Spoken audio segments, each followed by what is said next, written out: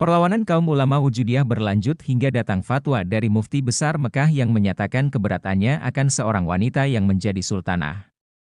Akhirnya berakhirlah masa kejayaan wanita di Aceh. Datangnya pihak kolonial Kesultanan Aceh terlibat perebutan kekuasaan yang berkepanjangan sejak awal abad ke-16, pertama dengan Portugal, lalu sejak abad ke-18 dengan Britania Raya, Inggris, dan Belanda. Pada akhir abad ke-18, Aceh terpaksa menyerahkan wilayahnya di Kedah dan Pulau Pinang di Semenanjung Melayu kepada Britania Raya. Pada tahun 1824, Perjanjian Britania-Belanda ditandatangani. Britania menyerahkan wilayahnya di Sumatera kepada Belanda. Pihak Britania mengklaim bahwa Aceh adalah koloni mereka, meskipun hal ini tidak benar. Pada tahun 1871, Britania membiarkan Belanda untuk menjajah Aceh, kemungkinan untuk mencegah Perancis dari mendapatkan kekuasaan di kawasan tersebut. Perang Aceh tahun 1873. Pecah Perang Aceh melawan Belanda. Perang Aceh disebabkan karena Belanda menduduki daerah Siak. Akibat dari Perjanjian Siak 1858, di mana Sultan Ismail menyerahkan daerah Deli, Langkat, Asahan dan Serdang kepada Belanda, padahal daerah-daerah itu sejak Sultan Iskandar Muda ada di bawah kekuasaan Aceh. Belanda melanggar Siak, maka berakhirlah Perjanjian London, 1824. Di mana isi Perjanjian London adalah Belanda dan Inggris membuat ketentuan tentang batas-batas kekuasaan kedua daerah di Asia Tenggara, yaitu dengan garis lintang Singapura. Keduanya mengakui kedaulatan Aceh. Aceh menuduh Belanda tidak menepati janjinya, sehingga kapal-kapal Belanda yang lewat perairan Aceh ditenggelamkan Aceh. Perbuatan Aceh ini disetujui Inggris, karena memang Belanda bersalah. Dibukanya terusan Suez oleh Ferdinand de Lesseps menyebabkan perairan Aceh menjadi sangat penting untuk lalu lintas perdagangan. Dibuatnya Perjanjian Sumatera 1871 antara Inggris dan Belanda, yang isinya, Inggris memberikan keleluasaan kepada Belanda untuk mengambil tindakan di Aceh. Belanda harus menjaga keamanan lalu lintas di Selat Sumatera. Belanda mengizinkan Inggris bebas berdagang di Siak dan menyerahkan daerahnya di Guinea Barat kepada Inggris. Akibat Perjanjian Sumatera 1871, Aceh mengadakan hubungan diplomatik dengan konsul Amerika, Italia, Turki di Singapura, dan mengirimkan utusan ke Turki 1871. Akibat hubungan diplomatik Aceh dengan konsul Amerika, Italia dan Turki di Singapura, Belanda menjadikan itu sebagai alasan untuk menyerang Aceh.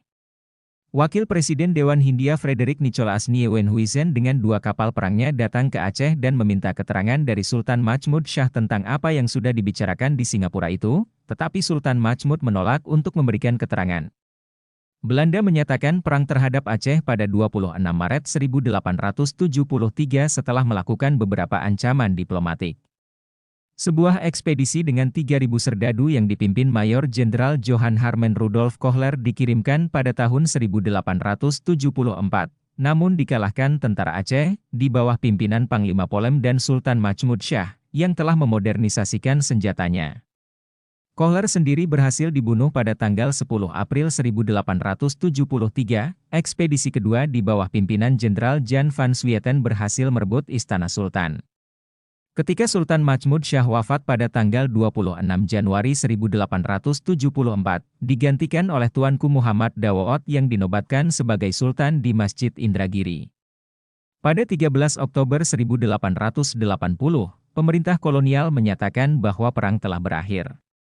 Bagaimanapun, perang dilanjutkan secara gerilya dan perang fisabilillah dikobarkan, di mana sistem perang gerilya ini dilangsungkan sampai tahun 1904.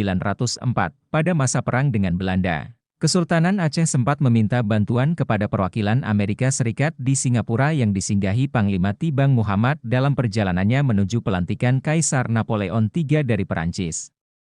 Aceh juga mengirim Habib Abdurrahman Az-Zahir untuk meminta bantuan kepada Khalifah Utsmaniyah. Namun Turki Utsmani kala itu sudah mengalami masa kemunduran. Sedangkan Amerika Serikat menolak campur tangan dalam urusan Aceh dan Belanda. Perang kembali berkobar pada tahun 1883. Pasukan Belanda berusaha membebaskan para pelaut Britania Raya yang sedang ditawan di salah satu wilayah kekuasaan Kesultanan Aceh, dan menyerang kawasan tersebut. Sultan Aceh menyerahkan para tawanan dan menerima bayaran yang cukup besar sebagai gantinya. Sementara itu, Menteri Perang Belanda, August Willem Philip Weitzel, kembali menyatakan perang terbuka melawan Aceh. Belanda kali ini meminta bantuan para pemimpin setempat, di antaranya Teku Umar. Teku Umar diberikan gelar Panglima Perang Besar dan pada 1 Januari 1894 bahkan menerima dana bantuan Belanda untuk membangun pasukannya. Ternyata 2 tahun kemudian Teku Umar malah menyerang Belanda dengan pasukan baru tersebut. Dalam perang gerilya ini Teku Umar bersama Panglima Polem dan Sultan terus tanpa pantang mundur. Tetapi pada tahun 1899 ketika terjadi serangan mendadak dari pihak Van der Dusen di Meulaboh, Teku Umar gugur. Tetapi katanya, Din istri Teku Umar siap tampil menjadi komandan perang gerilya. Pada tahun 1892 dan 1893, pihak Belanda menganggap bahwa mereka telah gagal merebut Aceh. Dr. Christiaan Snoek Hurgronje, seorang ahli Islam dari Universitas Leiden yang telah berhasil mendapatkan kepercayaan dari banyak pemimpin Aceh, kemudian memberikan saran kepada Belanda agar serangan mereka diarahkan kepada para ulama, bukan kepada Sultan. Saran ini ternyata berhasil. Dr. Snoek Hurgronje yang menyamar selama 2 tahun di pedalaman Aceh untuk meneliti kemasyarakatan dan ketatanegaraan Aceh. Hasil kerjanya itu dibukukan dengan judul Rakyat Aceh, De Acehers.